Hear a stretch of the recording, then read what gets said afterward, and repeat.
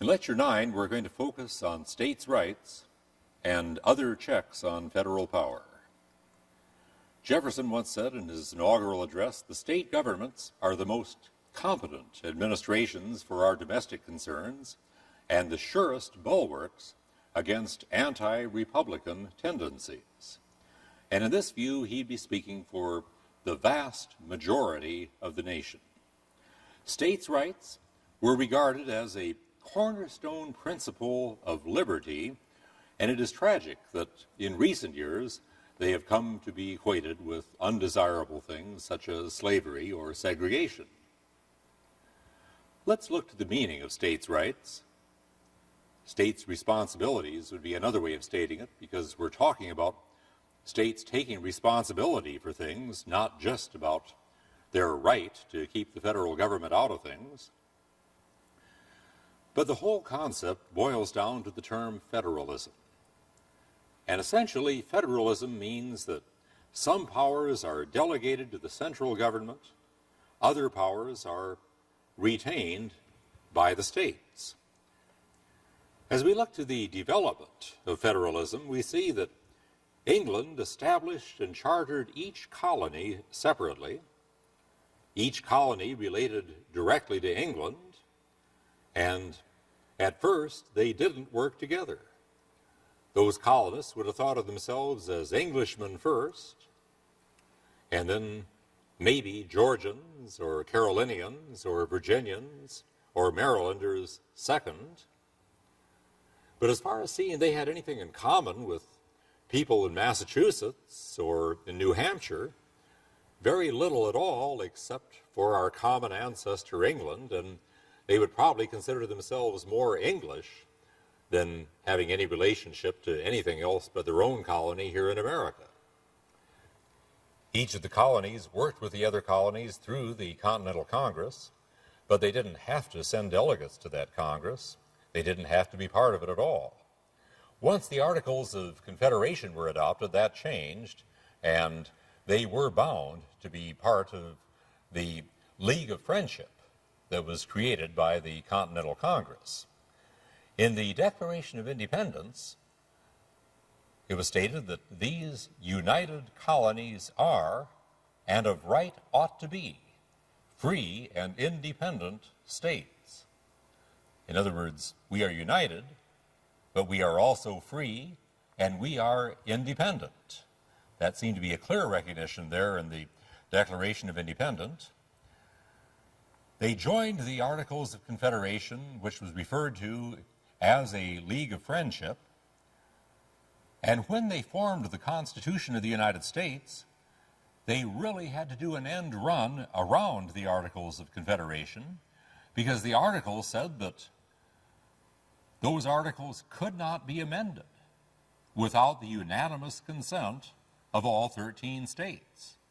And several colonies, particularly Rhode Island, were not about to approve any amendments. So the possibility that this new Constitution that was being drafted would be accepted by all 13 states was nearly impossible. And so what the delegates did is perform an end run around the Articles of Confederation and said that this new Constitution will be effective when ratified by 9 states. Now, how could they do that? They were already bound by the Articles of Confederation. The only answer seems to be that by ratifying the new Constitution, they were in effect seceding from the Articles of Confederation and the government established by the Articles of Confederation, and they were joining the new government created by the Constitution by ratifying the Constitution itself. Now, there's a contrast between the way states work together at the national level and the way counties work together at the state level. The states got together as free and independent states and formed the United States Constitution and joined the government that Constitution formed. The counties in the state of Maryland or the state of Alabama did not get together and form the state of Alabama. The state of Alabama was formed and then divided into counties. So there is no real parallel between counties working together at the state level and states working together at the national level. There are some reasons for federalism. The historical reason is that the states did form the federal government, but the political reason is that it is a means of preventing the federal government from becoming tyrannical and oppressive. By balancing power, having some power at the national level, other power at the state level, by checking each other, restraining each other, each of these levels of government keeps the other in check and thus helps to preserve individual freedom. Jefferson, I think, stated the theory very well in the Kentucky Resolutions of 1798 when he said, "Resolved that the several states composing the United States of America are not united on the principle of unlimited submission to their general government, but that by a compact under the style and title of a Constitution for the United States and of amendments thereto, they constituted a general government for special purposes and delegated to that government certain definite powers, reserving each state to itself the residuary mass of right to their own self-government, and that whensoever the general government assumes undelegated powers, its acts are unauthoritative, void, and of no force." He's arguing here the Constitution is a compact among the states creating the federal government. Each state reserves to itself the authority to determine for itself whether that compact has been violated, either by the federal government or by another state. And if the compact has been violated, what is the proper remedy for that violation? Jefferson is saying each state reserves the right to determine for itself what is the remedy for a violation of the Constitution, and the prospective remedies they may consider include nullification and secession. We find protection for federalism. It's implicit in the whole system of the Constitution itself, with the powers that it reserves to the states, the powers that it delegates to the national government. And the basic idea behind the Constitution itself was that it was a government of limited and delegated powers. The federal government has only those powers that we, the people, have delegated to it, and those that we have not delegated are reserved to the states. But in the 10th Amendment, the framers put in concrete what people generally assumed was already true, and in that 10th Amendment, which is truly a cornerstone of freedom, they stated, "The powers not delegated to the United States by the Constitution, nor prohibited by it to the states, are reserved to the states respectively or to the people." There are some powers delegated to the national government. There are other powers in Article 1, Sections 9 and 10 particularly, that are prohibited to the states, things states can't do. All other powers are reserved to the states or to the people. There are checks on the executive branch. The president is elected indirectly by an electoral college, and without a majority in the electoral college, then the question as to who becomes president goes to Congress. There are checks on the legislative branch. Senators were, at the time our Constitution was adopted, chosen by state legislatures. You would elect your congressman, but your senators would be chosen by your state legislature. The purpose of this was to give the states a check on what Congress was doing. It's pretty hard for Congress to pass a law that the state legislatures find offensive when one House of Congress is made up of people appointed by the state legislatures. Supposedly, we expanded democracy by adopting the 17th Amendment in 1915, by which we provided for the popular election of senators. What we actually did, though, was make the Senate just about the same as the House, and we eliminated an important state check on federal power. Almost from the beginning, federalism began to be eroded in America. Even as early as 1825, Thomas Jefferson wrote, "I see with the deepest affliction the rapid strides with which the federal branch of our government is advancing toward the usurpation of all the rights reserved to the states and the consolidation in itself of all powers, foreign and domestic, and that too by constructions which, if legitimate, leave no limits to their power. Take together the decisions of the federal court, the doctrines of the president, and the misconstructions of the constitutional compact acted on by the legislature of the federal branch, and it is but too evident that the three ruling branches of that department are in combination to strip their colleagues, the state authorities, of the powers reserved by them, and to exercise themselves all functions, foreign and domestic." Thomas Jefferson, 1825. We have the nullification controversy that takes place in the 1830s, in which a number of members of Congress and governors, particularly from southern states, but not exclusively, insisted that they had the authority to nullify the effect of any federal law insofar as that law would apply to their states. And they raised a strong argument. The argument was simply that nowhere did we cede the power of nullification to the federal government in the Constitution. Nowhere does the Constitution prohibit states from nullifying, and therefore the power of nullification must be reserved by the 10th Amendment to the states. And then, of course, we have the similar issue, secession, as it occurs in the arguments of the 1850s and the 1860s. The war between the states, we can certainly say, involves many issues.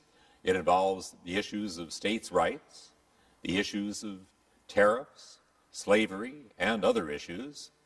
Daniel Webster and Abraham Lincoln argued that the Union was intended to be perpetual, that states gave up their right to secede when they ratified the Constitution, and particularly the Supremacy Clause states, "This Constitution and the laws of the United States which shall be made in pursuance thereof, and all treaties made, or which shall be made under the authority of the United States, shall be the supreme law of the land.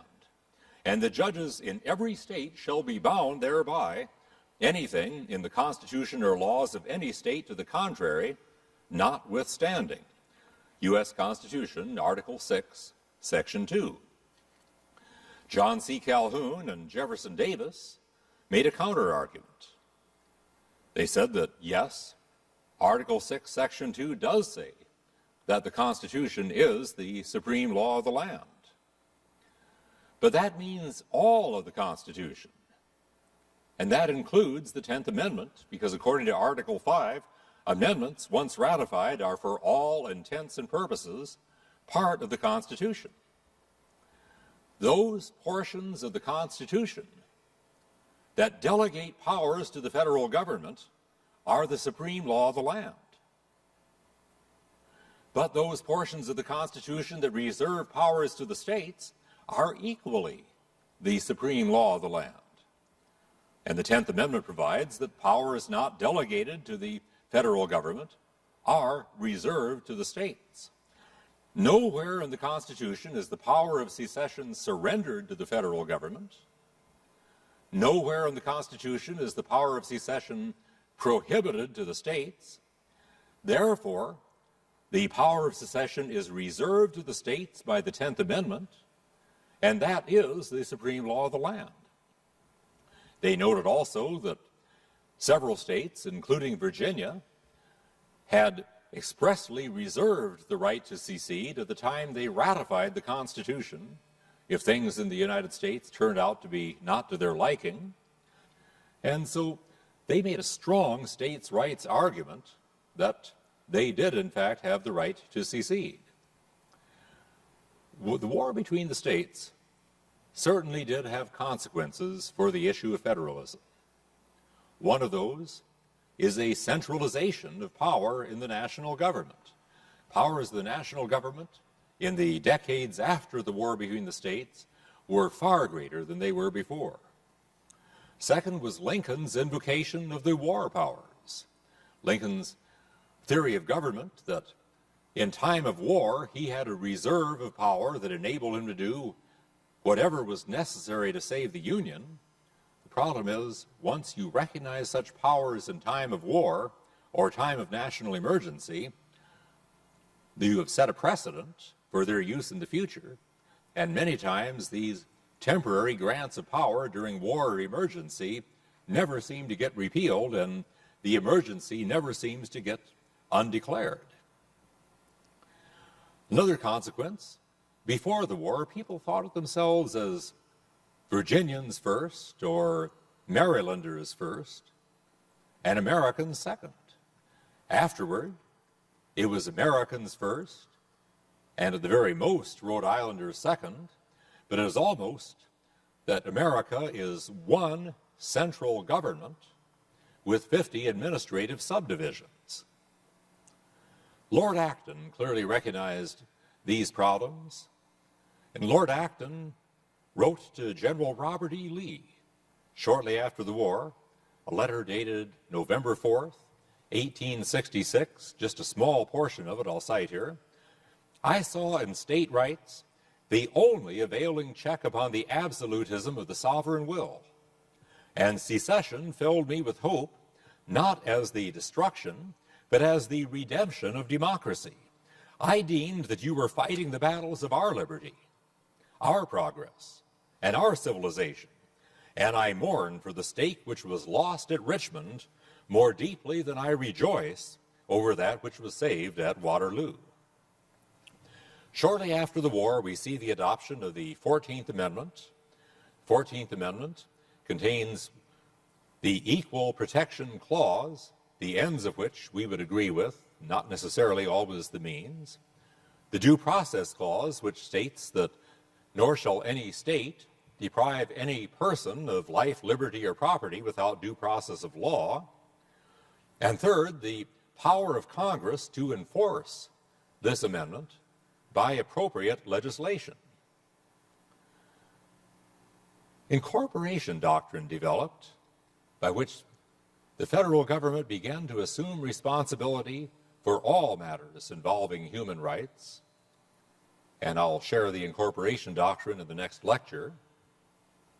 But the doctrine prior to 1937 in regard to federal power would be that Congress could regulate interstate commerce, but intrastate commerce and local labor and production conditions had to be left to the states. After 1937, the Jones and Laughlin Steel case, the doctrine came to be Congress may regulate even intrastate commerce, that is, commerce within a state, and even local labor and production, if those matters substantially affect interstate commerce. Let's look to other checks on federal power. First of all, the separation of church and state. Separation is a proper concept if we understand it right. It is an institutional separation. Church and state are to be separate institutions as they were in Israel. Israel's priests came from the tribe of Levi. Israel's kings came from the tribe of Judah. You have separate jurisdictions, separate offices, separate functions, but both derive their authority from God. There is a sense, as Lord Acton had said earlier, in which church and state check each other, and power becomes far more absolute when the power of church and the power of state are combined into one. Another is the family, the basic unit of the society, the family unit upon which the two kingdoms, church and state, are built, and church and state should relate to the individual through the family. The family has authority, and that authority is a buffer or a protection against government power. In Pierce versus Society of Sisters, a Supreme Court case of 1925 involving an Oregon law that made it compulsory to attend public schools, and the challenge is raised by a couple of private schools, the court in this case said, "The child is not the mere creature of the state. Those who nurture him and direct his destiny have the right, coupled with the high duty, to recognize and prepare him for additional obligations. Strong families are a check against government power." Freedom of expression is another check. Government officials are less likely to abuse their power if they know that people can observe what's going on and can speak about it and criticize, that media can publish about it. Freedom of expression, including a free press, even though it may be irresponsible many times, is nevertheless a check on government power. Private property is another check on government power. When government controls wealth, dissent becomes difficult, because it is difficult to disseminate your dissent and make your ideas known without property, without wealth. If property and wealth are in private hands, then individuals can more easily finance dissenting ideas, and this makes it more easy for them to resist oppressive government. Free enterprise is another, when individuals can choose what occupations to enter and what products to produce and sell and buy. Government's power to control these things is lessened. Local police departments are another check on government property or government power. If all police forces, including federal marshals, state highway patrol, county sheriffs, city police, town constables, if all of them are under one centralized authority, it makes it much easier for a tyrant to take control. Keeping police forces decentralized helps to check government power. For that reason, be wary of federal programs to, quote, aid, unquote, law enforcement. These programs include strings, usually, that can form the basis for federal control of local police, and eventually federalizing local departments and making local resistance impossible. Another is state defense forces. In over 20 states in the country right now, we have what's called a state defense force, or in some states it is called the State Guard. The State Defense Force is authorized by federal law, Title 32, Section 19, and the purpose of it is so that there will be a force that the state has at its disposal that federal law forbids being federalized, and this state force can man the armories and do the things the state needs for it to do, while its own Air National Guard and Army National Guard are federalized and sent out of state or even out of the country.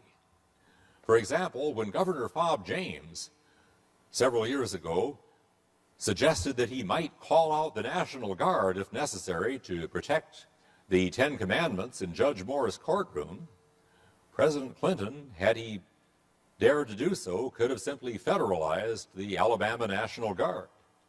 But if Governor Fob James had instead called out the State Defense Force, federal law would prohibit the president from federalizing the State Defense Force. So state defense forces are a check on federal power. And you might look at the notes here where the website for the State Guard Association of the United States or the Alabama State Defense Force is listed. I'm proud to have been a colonel in the State Defense Force for quite a few years now. The right to keep and bear arms is still another check. And this, of course, is found in the power of Congress to organize and arm and equip the militia, reserving certain powers there to the states, and also in the Second Amendment. It ensures a right to defend oneself, also a right to hunt for food, but it is also the backbone of the state militias.